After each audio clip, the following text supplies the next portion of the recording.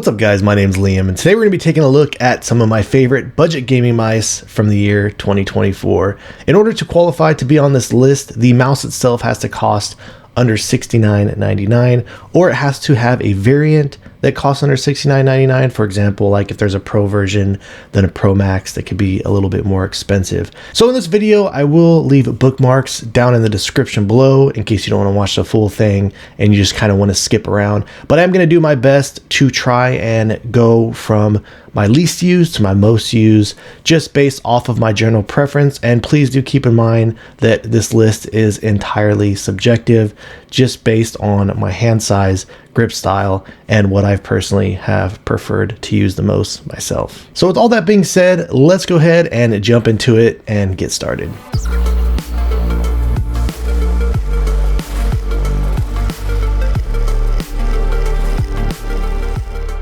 So starting out on the list, we have the Incott GHERO. You could pick this mouse up for under $50, and just all around, everything about this mouse, it does feel really solid. From these side buttons to the clicks, the build quality on this is held up pretty well. I really do like the skate design that does come on this, and the skates that do come included with this out of the box actually do feel pretty good as well. As you may be able to tell just by looking at this, this is very close to an NP01 shape, and even though I do enjoy this shape, I wouldn't say that it is my absolute favorite or my most used, and that's really one of the only reasons that I did put this a little bit lower on the list. You can pick up an 8K receiver for this. It is an additional cost, but the performance, everything on this is pretty good, and if the shape looks like it's something that you're interested in for the price point that this comes in at, it is definitely a good one to look out for. And next up we have the Zaopin Z2. This mouse comes in at under $50, and really for what you're getting out of the box for that price, this is very impressive. As you can see, this is also somewhat of an ergo shape. This mouse also does come with really good skates out of the box. The click feeling on this is pretty good, even with the side buttons. So the build quality this year on a lot of these budget mice has been getting really impressive, and this one even has a pretty decent coating. So coming in around 58 grams, it still is a pretty good weight. I kind of wish that they would have got the weight down on this lower. So this is a really solid option, and again, just one of the only main reasons why this is a little bit lower on the list for me is due to the fact that even though the shape I feel like is good, it's not one of my favorites. Next up is the RAWM ES21 Pro. And as I was going through this list and just kind of reminding myself of what was actually released last year, really some very impressive stuff. And this mouse is no exception to that. The shape of this is really close to a Razer Viper V3 Pro, which I did go over my review in this channel, and it does have these comfort grooves over here on the sides, but it does have a more aggressive curve profile down here on the bottom compared to the Razer Viper V3 Pro, where it has a little bit of a flatter profile down there. But yeah, I mean, again, this mouse, it's kind of hard to come up with what to say about these mice when it comes to the overall shape and just build quality of them, because everything has been so solid for the most part that I've gotten my hands on. The skate design on here is fantastic with this bigger skate design, and the skates that did come included on this are really good. This is coming in at $69.99. It has a solid coating. The shape is great. Everything from the side buttons, the click implementation on them feel fantastic. This also does have on-run opticals in it, which are currently some of my favorite optical switches out there on the market.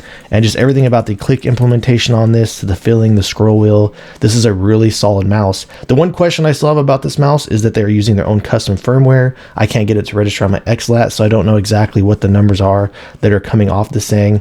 But aside from that, this is a really solid mouse just all around. And honestly, I can't think of too many things that I can say to critique it, especially coming in at the price point that it does come in at. So next we have the Fantech Aria II, and the original Aria does come in right under $50. I believe it's around the $48 price range. There is also another variant of this, which is the Aria II Pro. That one is a bit more expensive. I think it comes in around $88. I would recommend getting the more expensive one if the shape seems like something that is more appealing to you, because the basic one is just capped at a 1000 hertz pulling rate. For a majority of people out there, the 1K is good enough. However, on that Pro version, it does actually have different internals. It can go up to an 8,000 hertz polling rate, and the performance on that one is a little bit better. But aside from the internals and the performance, even though the performance on this is actually still really good, everything about this does feel similar. The skates out of the box on this feel really good. Side buttons feel pretty good as well, and I really do like the clicks and the click implementation. Very lightweight and easy to spam. Also, this has a really good coating on it, and it comes in at a really solid weight, coming in around 53 grams. So all around, the Aria, like I said, one of my favorite egg-shaped gaming mice out there, and that's why it's making it on this list. Coming in at the number 5 spot, we have the MotoSpeed X6 Max, and I really kind of struggled with this mouse. I kept wanting to put it higher up on the list because I really have been enjoying this mouse so much, and really there's not a whole lot of reasons why it's down in the number 5 spot, even though very clearly that's very good. And I truly do love this mouse a lot. The second I got this in my hands, I've used this thing quite a bit, and it's just very impressive all around. The build quality on this is really solid. This goes after one of my favorite shapes of all time, which is the Ninjutsu Sora. The shapes on them are very similar. So the only one real reason I can think of that I just bumped it down just a little bit is due to the switches. And I hate to say that because there's not really anything bad about the switches to me. This is using the TTC switches in here. They're just not my favorite switch. I do kind of prefer like the Huano Blue Shell Pink Dots, or especially the Omron opticals. So the one thing I would have to say about this, or the only thing I can really personally critique about this myself, is I wish that they did have a little bit more switch options in here. It would be cool if you can get a variant of this with the Omron opticals or something like that. But aside from that, the coating on this, again, the build quality, these skates that come out of the box on this actually feel really great. Really good price, coming in at $58 and at 99 cents. And the weight is impressive, coming in around 44 grams right out of the box. So yeah, everything about this mouse has felt really solid to me. I love the shape. It's been great to use. The performance on this is fantastic, and that's why it's in one of my top spots on this list. Next up, for the number 4 spot, we have the Attack Shark R6. This mouse has been really solid for me, and everything about the design of this has been pretty much near perfect for what I look for in a gaming mouse. The performance on this mouse is great. It also does come with the Omron optical switches in it, and even the skate design on here is pretty good. The click implementation and everything about the build on my unit has been pretty solid for the most part. I would say one reason that I did bump this down is I've kind of seen some various build quality issues coming from this mouse. And even on my unit, I did have where my mouse one ended up getting like a little sticky if you push really hard on it. So the one good thing about this mouse, however, at least in the US, is that you can pick this up on Amazon, and clearly Amazon has a really good exchange or return policy. And another reason this is so high up on the list is it comes in at around 43 grams out of the box.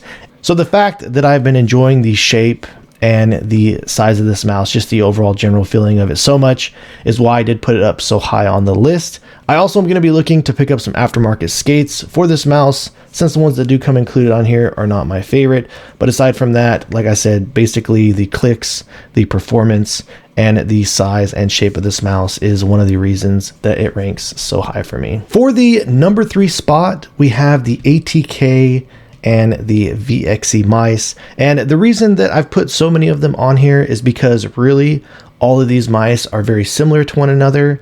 It just depends on the shape that is going to work out best for you. They all have a really solid coating, are using the Omron opticals, and they have the same performance in terms of sensor performance and click latency. And I have been truly enjoying these mice a lot, and I really do think that they are good enough to make it in the number 1 spot.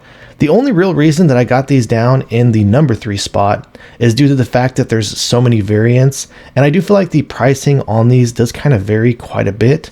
So if you're someone with larger hands, the X1 Pro, and they do have different variants of this mouse that is cheaper, but this is a little bit of a larger mouse. It is closer to the size of something like the Razer Viper V3 Pro.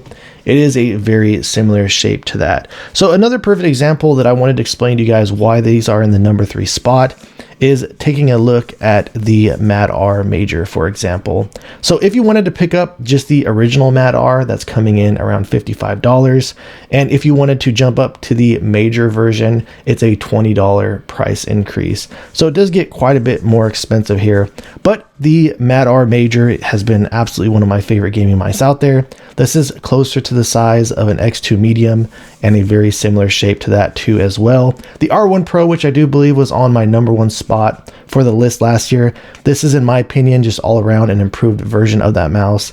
Everything from the build to the clicks using the Omron opticals, and the performance on this is a little bit better than the R1 Pro. So definitely a solid option to look out for. My personal favorite, or my choice, is going to have to go to the F1 Pro, however.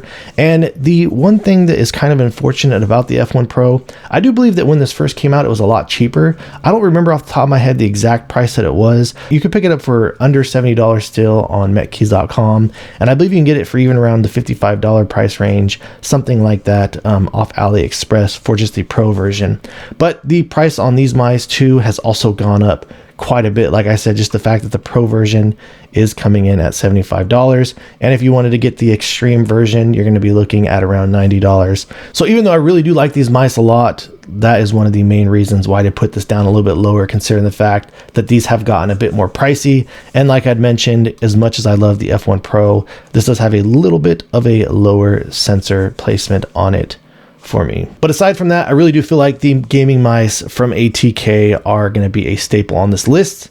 Some of the best feeling budget gaming mice that are out there on the market, and I do plan on reviewing more of their shapes coming in this year. For the #2 spot, we have the Cyrox, however you pronounce it, V8 and the V6. Now, I really struggled with myself a lot with where I was going to place these on the list.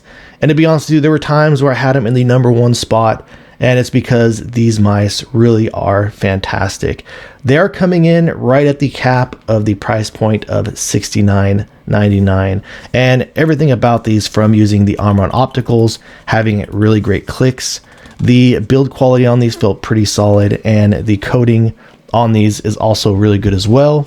They have really solid shapes, and the only one real reason that I did bump these down is just due to the fact that they're right there on the cap of the price point. And out of these two shapes, you know, the V8 is closer to an X2H or an X2H mini shape, which is not necessarily my favorite shape out there. Now, very clearly, this has been a very popular mouse in the community. There are a lot of people that do love this shape. It's just not personally for me. So I do myself prefer something like the V6. And the one thing about this mouse is it didn't come with the bigger skate design, so I did have to get upgraded aftermarket skates. And these, by the way, for those of you that are interested, are the Unusual Way Sports Magic Ice skates, so they really feel great. But just with adding the skates on this, it kind of does bump it over that tier. But again, both these mice are really fantastic, and even though these do come in at somewhat of a budget price, I know not everybody would consider this price point to be budget, but the only reason, again, I put them down in the #2 spot is just the fact that they are a little bit more expensive. But I really do feel like the price is very justified, as these could very easily be an end game for you if any one of these shapes looks like it could possibly be something that you are interested in. And coming in at the #1 spot, I had to give it to the Mchos L7. The reason for me that this has to get the #1 spot is because it comes in 3 different variants. They do have the original L7, then the L7 Pro, and the L7 Ultra. And one of my favorite things about this mouse is that the L7 comes in at $46. It does have Omron mechanical switches in it, and a 3395 sensor, though all 3 of these mice do have the fantastic performance. If you wanted to go with the L Pro, it still has the 3395 sensor in it, but you do go up to the Omron optical switches, which I personally do prefer, and that is just a very minor price increase, coming in at the $52 price point. And then lastly, if you wanted to get the flagship version, which does upgrade to the 3950 sensor, does have the Omron opticals in it, it is a very small price increase, going up to $56. So the fact that you can pick up this mouse, the flagship version, for $56. Has a really solid coating. The shape of this is very similar to the X2 Mini, which is personally one of my favorite shapes, and the performance on these mice has been very impressive. Not only that, the click feeling on this as far as the side buttons, mouse 1 and 2, everything about this has felt really solid to me. The one downside, however, I do have about these mice, or the one complaint,